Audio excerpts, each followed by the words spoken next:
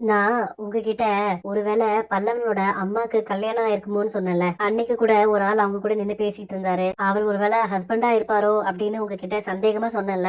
ஒருவேளை அவர் உண்மையான ஹஸ்பண்டா இருப்பாரோ, அது தெரிஞ்சுதான் இவரு இப்படி காண்டாயிட்டு இருக்காரா? உங்க அப்பா ஏன் கோவமா இருக்காருன்னு தெரியலையே.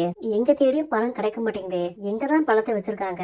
எங்க இருக்க நீ? நான் தான் உங்ககிட்ட போன் பண்ண வேணாம்னு சொன்னல. நான் வீட்டுக்கு வெளியில தான் இருக்கேன். வா. எதுக்கு இங்க வந்த? யாராச்சும் பாத்துட போறாங்க. நீ பணத்தை எடுத்தியா இல்லையா? சீக்கிரமா காசு எடுத்துட்டு வர வேண்டியதானே? என்ன உன் பையனை பார்த்தோன்னே பாசம் பொங்குதா? நான் சொன்னேன் அப்படி உன்கிட்ட. பணம் வீட்டுலதான் இருக்கு, ஆனா எங்க இருக்குன்னே தெரியல. சரி, நான் பணத்தை எடுத்ததுக்கு அப்புறம் உனக்கு போன் பண்றேன். டேய் நில்றா. டேய் போடாத. அவன் எதுக்கு இங்க வந்தான்? ரெண்டு பேரும் என்ன திட்டத்தோட என் வீட்டுக்குள்ள வந்தீங்க? உன் நடிப்புலாம் எனக்கு தெரியாதுன்னு நினைச்சியா?